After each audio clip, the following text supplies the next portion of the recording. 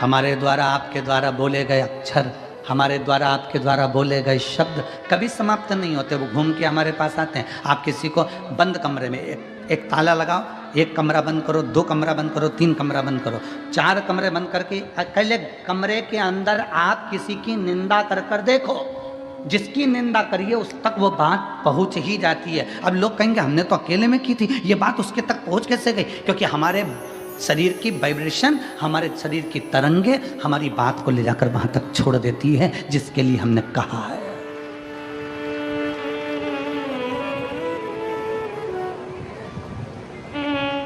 हमारे शरीर की वाइब्रेशन, हमारे शरीर की तरंगे वहां तक ले जाकर छोड़ देती है जिसके लिए हमने अपशब्द कहा। आप किसी को गाली देकर देखो, चलो जाने तो आपका कोई नौकर हो ना, आप अपने घर पे बैठ के नौकर को ही कुछ अपशब्द कह के देख ले, नौकर नहीं है वहाँ पर, परंतु उस नौकर को मालूम पड़ जाएगा कि मेरे सेठ के मुख में, मेरे सेठ ने मेरे लिए कुछ कहा, मेरे सेठ के दिमाग में कुछ चल रहा है।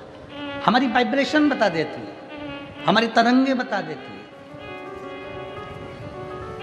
इसलिए शिव महापुराण की कथा कहती है अच्छा विचार करिए, अच्छा सोचिए। अगर कोई तुम्हारा दुश्मन है ना, उसके बारे में अच्छा सोचना चालू करो। एक दिन वो दुश्मन तुम्हें सुंदर माला लाकर ना दे, तुम्हारे को गुलाब का फूल लाकर ना दे, तुम्हारे लिए गुलदस्ता लाकर ना दे, तो कहना जो दुश्मन है उसके लिए वे अच्छा सोचना प्रारंभ करो, श्रेष्ठ सोचो।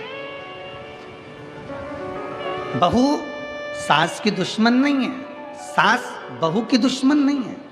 अगर बहू की दुश्मन होती सास तो अपनी रकम तोड़वाकर बहू को ना देती शादी के पहले, शादी के समय पर। अगर सास तुम्हारी दुश्मन होती तो 1-2 लाख रुपए शादी में खर्च नहीं करती, 5-5, 10-10 हज़ार की साड़ियाँ लहंगा तुमको नहीं दिलाती अगर तुम्हारी दुश्मन होती तो। और बहू अगर तुम्हारी दुश्मन होती तो वो अपना घर छोड़कर तुम्हारे घर में नहीं आती तुम्हारी गुलामी करने के लिए। ना सास बहू की दुश्मन है, ना बहू सास की दुश्मन है। ये दोनों रहते रहते एक दूसरे से बोलते नहीं, अपशब्द नहीं बोलते, पर अंदर ना जाने कैसे कैसी अंटी पालते रहते हैं, अंदर की वाइब्रेशन ऐसी कर लेते हैं। मम्मी ने ऐसा कर लिया, पापा ने ऐसा कर लिया, अंदर से सोच रहे हैं, तो वो वाइब्रेशन तुम्हारी सास तक पहुंचती है, सास की वाइब्रेशन बहू तक पहुंचती है, और दोनों का मन मोटाव आपस में चालू हो जाता है। और एक दिन ये होता है कि घर में अलग अलग हो जाते हैं। ये हमारे शरीर की वाइब्रेशन है, ये हमारे शरीर का विचार है, ये हमारी दृष्टि है। आप अच्छा सोचो ना।